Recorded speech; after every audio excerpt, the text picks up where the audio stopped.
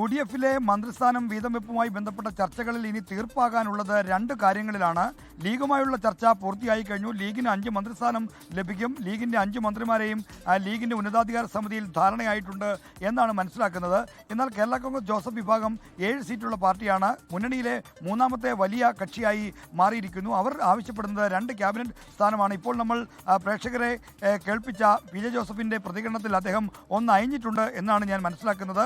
2 മന്ത്രിമാർ വേണമെന്ന് ആവശ്യപ്പെട്ടെങ്കിലും ഒരു മന്ത്രിസ്ഥാനവും മറ്റൊരു ക്യാബിനറ്റ് പദവി എന്ന നിലയിലേക്ക് ഡെപ്യൂട്ടി സ്പീക്കർ പദവിയിലേക്ക് അവരെ അനുനയിപ്പിക്കാൻ കഴിയുമെന്ന പ്രതീക്ഷയാണ് കോൺഗ്രസ് നേതൃത്വം മുന്നോട്ട് വെക്കുന്നത്. ബാക്കിയുള്ള കക്ഷികളിൽ തീർപ്പാകാനുള്ളത് മാണി സി കാപ്പൻ്റെയും അനൂപ് ജേക്കബിൻ്റെയും പാർട്ടികളുടെ കാര്യത്തിലാണ്. ഓരോ MLA-മാർ വീതമുള്ള പാർട്ടിയാണ്.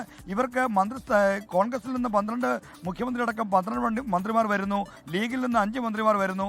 കേരള കോൺഗ്രസ് ജോസഫിൽ നിന്നും അതോടൊപ്പം RSPയിൽ നിന്നും CMPയിൽ നിന്നും ഓരോ മന്ത്രിമാർ വീതം വരുമ്പോൾ പരമാവധി അംഗസംഖ്യയിലേക്ക് എത്തുകയാണ്. അതുകൊണ്ട് എല്ലാവർക്കും മന്ത്രിസ്ഥാനം നൽകാൻ കഴിയില്ല. മാണി സി കാപ്പനും അതോടൊപ്പം തന്നെ ഈ അനൂപ് ജേക്കബും ഈ മന്ത്രിസ്ഥാനം വീതം വെക്കട്ടെ എന്നൊരു നിർദ്ദേശം കോൺഗ്രസിൻ്റെ ഭാഗത്തു നിന്നുണ്ട്. അക്കാര്യത്തിൽ കൂടി തീർപ്പാകേണ്ടതുണ്ട്. വൈകുന്നേരം തീരുമാനം പറയാമെന്നാണ് അനൂപ് ജേക്കബിനോടും മാണി സി കാപ്പനോടും UDF-ന് നേതൃത്വം അറിയിച്ചിരിക്കുന്നത്. ഈ 2 കാര്യങ്ങൾ മാത്രമാണ് ഇനി തീർപ്പാകാനുള്ളത്.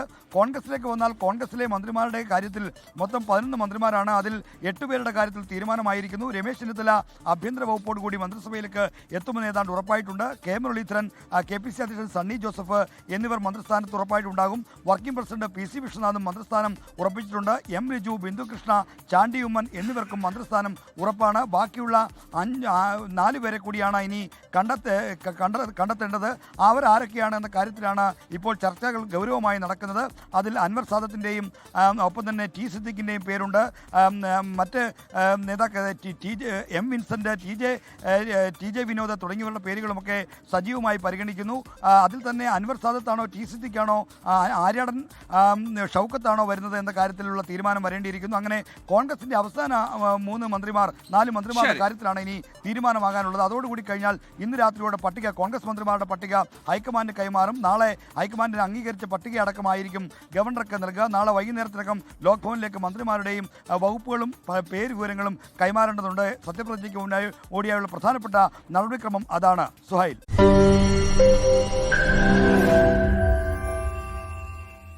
ലോകത്തെവിടെയായാലും ഏത് സമയത്തും 24 വാർത്തകളും ഓഗ്മെന്റഡ് റിയാലിറ്റി പാക്കേജുകളും എക്സ്പ്ലെയിനറുകളും വിശദമായി കാണാൻ ഞങ്ങളുടെ YouTube ചാനൽ നിങ്ങൾക്ക് സബ്സ്ക്രൈബ് ചെയ്യാം.